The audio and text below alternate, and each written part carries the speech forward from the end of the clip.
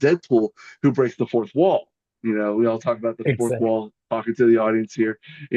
I love that he both breaks the fourth wall, and then he gets other characters like, "Who are you talking to?"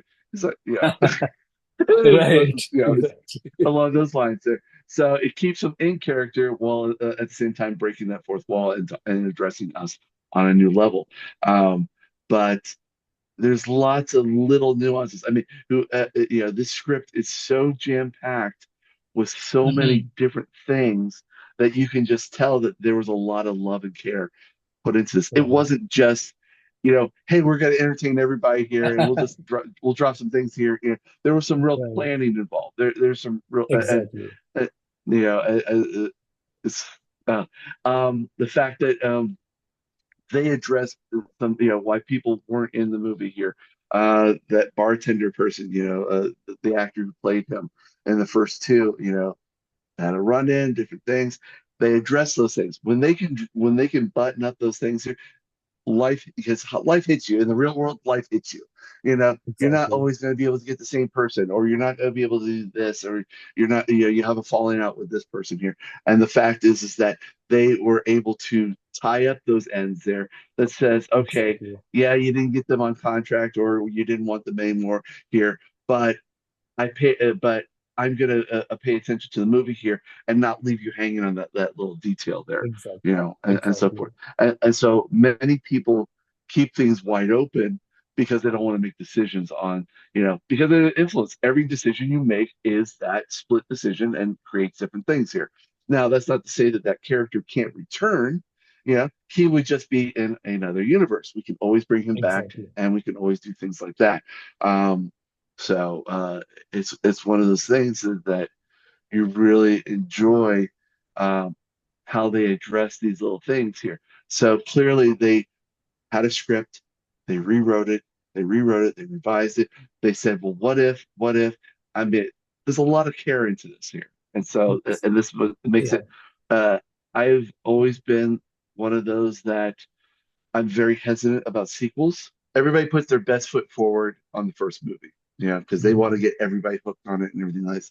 And then what happens is that people make a lot of money, and then they kind of ride the wave type of thing. So Exactly. a lot of times the sequels are not always better or anything. Right. Deadpool, because Ryan Reynolds is passionate about making this here, and Yeah. he knew that he had to, he this is what he wanted. He tried for years and years and years, and so Right. until finally he didn't leak it, but he leaked it, and so and just got everybody involved, and so they knew that they had to make it. Um, and so uh, with the second one, it's like, okay, you did this here. What are you going to do next here? And Mhm. so he took his time. He really thought about, and he's got a lot of great ideas here, and was able to bring those in. So when the second one came in with Cable, it was just like, you know, holy moly, this is great. And then he talked about exports, which was great, and so he was able to bring in other things along those lines here. The fact that in this one here, that he knew his timeline ended, was ending, Yes. was something of the nature of, oh my goodness here. Um, I don't want, because people are like, I don't want this Deadpool, even this version of Deadpool, to Right. end. This guy's great, you know. Right. And so they were able to take something that was been talked about Yeah. in other things like Loki and different things, and be able to say, okay, if this we're like, oh no, this is coming to an end. They're wrapping it up. Oh, this is going to be a trilogy. It's a great trilogy, you know, and they're just going to wrap it all up. And it's like, but then they did a whole 180 spin here, and they said, maybe not. We're going to kind of leave it open, but maybe not. But Right. it also brought in other things. They brought in different facets. Once again, talking about the Thor thing. Once again, bringing in different Deadpools. What happens to everybody in the Void? What happens Yes. to other timelines? Are there other Deadpools out there? We answered that question. Exactly. Uh, what are other Wolverines like? We've answered Hmm. that thing. So this has opened us up because with the natural progression of Marvel here, they want to bring X-Men into from the Fox side over to the Marvel side, which was demonstrated beautifully in the Void, where you saw the 20th Century Fox logo in the Void there, Yes. meaning that we've gone ahead and killed it. We're bringing it all together. So there's a lot of subtext there and a lot of things, visualizations that was here's the reality here. We're all bringing this together. We're going to be one big happy family. There's Exactly. talk about there's talk about the one true timeline, but then they're like, nope, we're not going to do the one true timeline because we love all the flavors, all the variations Exactly. of all these characters here. Uh, Um, yeah. you know, I think that this movie here, this is what I also wanted to go into, was it gave people that were trapped in characters like Fantastic Four, the Human Torch here. We know that Yeah. there's other variations. Okay, there have been Exactly. other Fantastic Four movies here. We all love Chris Evans as as this here. He knew that he wasn't going to be doing this here. How can we kill him off and kill him off right? You know, Yes. and the one way we did it was the way that Chris Evans, I assume, wanted to go and just shooting his mouth off. He was always Johnny Storm, a do-gooder, and everything like this. And to be able to come back and just unleash all that stuff and then just to die in such a larger Horrible than manner. life, Yeah. a larger than life. You're just like, I mean, it just when I saw that scene, I was like, Oh my God. Yeah. oh crap, like that. Like, Wow. but it was amazing. It was amazing. Right. This has also opened us up to Gambit. You know that Gambit's going to be made now. I mean, it's got a Mm. huge following here. He's been wanting to do this and came so close to doing this Gambit, character here. I Um, love his for accent, so His yeah, accent is so yeah. funny, You're right? like it was so thick. That Creole accent was so thick because I thought in the Wolverine one where where Ryan Reynolds played Deadpool before he got turned into it Wade was it Wilson, right? Logan or what was I think it was the Wolverine. It was called the Wolverine. Yeah, it was one of So it the had Wolverine Ryan movies. Reynolds Yeah. in there, but there was also a Gambit in there. And I thought that they cast the Yes. Gambit very, very well, but they just Mm, didn't do enough with them here. But to see, exactly. this version of Gambit, which once again lends itself to multiverse, and to know that he did such a wonderful job at it, it was a little, like because I never envisioned him to be But he Gambit, was supposed to but he play Gambit, right, for quite he some was time. he was supposed to play it, and then what happened was is that they shelved it. And so, I've seen stuff like this here, is that they will make something and then they will shelve it, and they're Mhm. just like, now we're just not going to do it here. One of the things is that not only am I passionate about comic books and comic book movies here, I'm also passionate about games. So one of my favorite games of all time was called City of Heroes. Okay. It's still out there. So what happened was is that NC Soft put out this Mhm. game called the City of Heroes. You essentially make your own hero, and they have different Oh, textures and everything, and then you get to choose the powers, and then depending on what you do, what power line you choose, you get at the higher levels you go, you get more powers and everything else.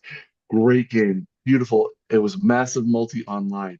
You could build, you built up your character. You went on missions. You could team up with other characters.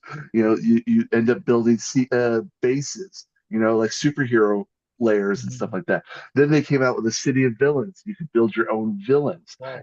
I mean, Okay. there's so it opened your mind up to different things, and then you could write backstories. I had Wow. lots of backstories of different villains and characters.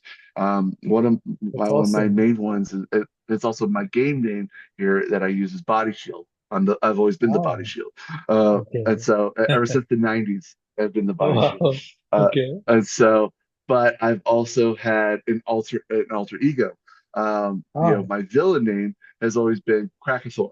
Yeah, and what is it? Krakathor was Krakathor, Oh, Krakathor.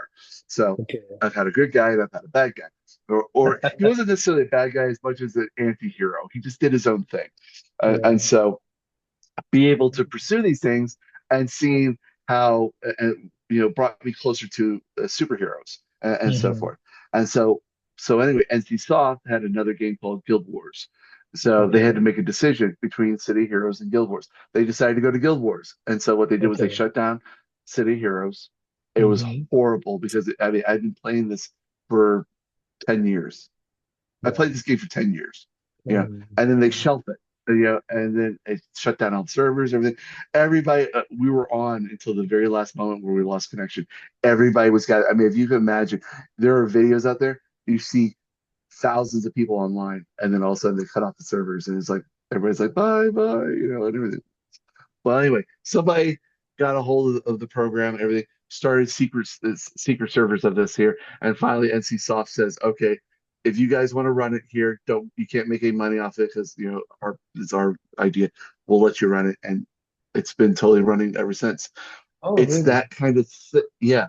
So so to bring this back to the movie here, it's that kind of uh following that Mm. has helped Deadpool become so famous and doing what it is here. And I think it's also good, and it's also being able to bring uh, Channing Tatum's uh, uh, Gambit in, Yes. to get it the vision to see it and to get but the following that it needs to. And now they're like, okay, well, I guess we're going to make it now.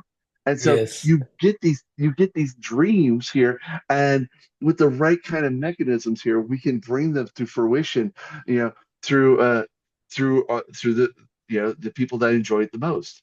And so Exactly. it's that type of thing here because I think corporations and movie houses and different things think about money. Yes, everybody wants to make money here. But the Right. reason why we get into movies here and we get into writing is because we're passionate about this. We have stories we want to share, things that visions that we want to bring to life here. And this is the medium that allows us to do it. I mean, Exactly. you're a filmmaker here. You have Yeah. ideas, you want to bring them to life here. And so, but it doesn't seem tangible unless you have some sort of exposure.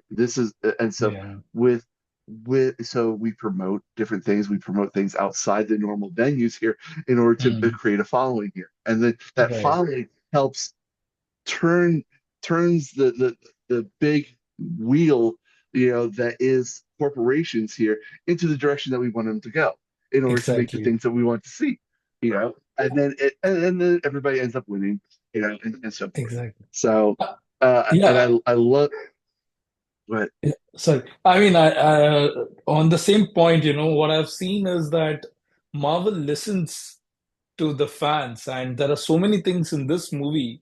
For example, even Henry Cavill's version of Wolverine. I think a lot of fans wanted that, and similarly, people wanted to see Gambit as Channing Tatum as Gambit. People wanted Blade back. So these things I is love talked Blade. about. I have the Wesley Snipes McFarlane action figures packed away right now Oh, of Blade. oh, Yeah, wow. I love Blade. Yeah. It's like that. We're all passionate about these characters. We love these people that would be. I mean, one of the things is that these movies get made here. We fall in love with the characters and the people that play Exactly. these characters here, and then Right. when they just go because of real life, we're disheartened. We're upset. We yearn for the return, and this is what Exactly. Deadpool also brought back to us here. It brought Exactly. back those things. The fact is that I felt like a child here. I saw Blade. I saw, I mean, the fact is that Elektra was in it there, and we all know the Yes. history between her and Ben Affleck. It's like, oh, Right. you couldn't save everybody. He's like, I'm not worried. And so we poke fun at those things there, and Yeah. it's lighthearted, it's fun, but it just brings us into the story, and like we're all part of the story. Right. My Right. childhood, I got to relive my childhood in this movie here, because Exactly. of so many Right. things. I mean, one of my favorite movies is Planes, Trains, and Automobiles. Okay, in the Okay. background is the the station wagon or whatever the car, not the station wagon, but the car that they use, the green car, you can see it in the Okay. background. They went into the void there. That Yes, small yes. little piece there excited me. Hmm. I've seen Planes, Trains, and Automobiles 50 times. I watch it every Wow. Thanksgiving. It's Wow. a staple in my house. And now, come this Thanksgiving here, they're going to re-release Planes, Trains, and Automobiles with a whole Oh, 75 minutes of extra footage that they didn't have in okay. there before. And so Wow. I I'm like, oh my gosh, you know, you know, but it might be that they put these little Easter eggs in that gets us to start thinking about things again, and that may have been why is it taking so long for them to re-release this movie here, but Yes, maybe Deadpool had something to do with it, just a little bit there, a little bit there, exactly. Gambit's storyline here. Let's Hmm. reignite that. I mean, this is what this movie brings. It's not just the enjoyment for what we see here, but it also brings into how we feel. And then from how we feel, brings into fruition about the direction that movies can go. I mean, Exactly. Yeah, uh, it's this movie did so many things on so many levels for me. And I know that it may not be, I've had some people say, "Oh, I didn't like it," or anything like this, and that's fine. Everybody gets to like their own thing. That's what makes us unique, you know. exactly. But Exactly. I But think that this appeal. the fact that you are talking the way you're talking, like the child inside you is come back, right? So Mhm. Yeah, that's the effect of the movie, right? I mean, I see that excitement in you, I see that energy in you when you're talking about these characters, the people you have been in love with for so many mhm. years, right? So I think it's a different thing for real comic book fans, right? A regular moviegoer also might have liked it, but maybe not as much as you because you have so Yeah. many connections with all these characters while you were growing up, right? Yeah, but what's really nice is that they can introduce new things. So you get to be that you get all the stuff from your childhood, and Hmm. so but then they introduce new things, and it's like but they've already the inner child of yourself is connected with these characters Yes, here, and they're like we're going to introduce new things, and I'm not only connecting with you as an adult, I'm connecting with your child too, yes. and we're going to make new things here. I mean, I'm super excited for all the different things here. I mean, we could, there's enough comic books out there, that we can make things for the next 50, 60 years. And they're Wow, constantly coming up wow. with new things. Oh, yeah. I mean, 100 years, there's lots of new stuff. And with CGI and everything, we can do lots of different things here. But it's not just about the characters, it's not just about the stories, it's also about the Mhm. writing within the stories here. Yeah, right. I've, like, um, when the first Eric Banya Hulk came out in Hmm. 2003, you know, I was super excited. I enjoyed it. They took some liberties there that that kind of broke some of the connections with me as a child, watching the old Oh, TV series okay. and the comic books there. But I still enjoyed it for what it was.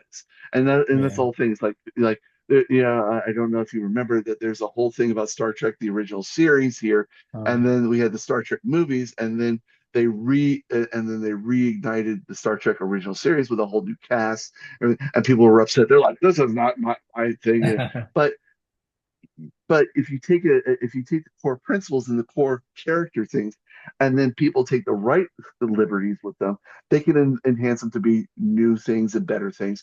And so this right. is and so seeing these things, and so I don't say I'm not like this here. I'm like, Hmm. okay, tell me a story here. Give me your version of it here, and I'll base it off of if I like your version, not just about the historical, significance of certain things here.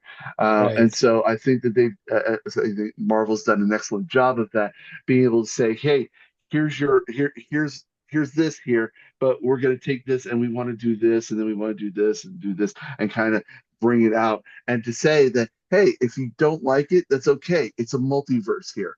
We have different Exactly. flavors. Right. We're preserving what you want and what you had, Yes. and we're not going to ruin your childhood." Because we Yes. went in a little bit different direction here. And so, once again, that's what Deadpool brings here is that you see all the different flavors of Wolverine and all the different Yes. flavors of different things. They're coming out with a new blade. They're coming out, with different, there's with different movies here, and they will Doctor take Doom. and a Doctor Doom here. Yes. I'm really interested here. I'm not really watching anything, but I'm like, why is Robert Downey Jr. Tony Stark, who I have grown up with here, now playing Exactly. Doctor Doom? Why is this person this person? And it's like, and Exactly. so everybody's like upset, or somebody's like, oh my God, and so I'm saving all my judgment and what I think for the movie itself here because I want to know how it Exactly. plays. Yeah. Is this just, hey, Robert Downey Jr. is going to play this character, or is this some version in the multiverse that says Tony Stark has become Victor Von Doom Hmm. or Doctor Doom? Maybe it's not even Victor Von Doom. Maybe it's just Doctor Doom as Tony Yes. Stark or something like that. Right. So I'm really Right. interested. I'm not going to watch any of the previews. Once again, I'm saving Yeah. myself for the movie here, and Yeah. because I want to be amazed. I don't want to come in with any preconceptions or Hmm. biases about things Exactly. that may ruin the movie, and that's what a Right. lot of people do. And going back to the previews here, they people show things because they want to get people hooked, but Exactly. you're you're hooking them with the right things. You got to make them think a little bit. Right. Hey, what does that mean? What's going on? That's why I like teaser trailers. Teaser trailers are just like I'm gonna, it's like the samples. You go to a store here, and they're like, "Hey, you want Yeah. to try a sample here?" And you're like, "Ooh, this is nice. I like this here." But I'm not gonna give you the whole thing. I'm just gonna just enough to pique your curiosity, and that's what I like. You know, Right. Right. and then you go into the movie, and you're like, "Oh my gosh, this is amazing."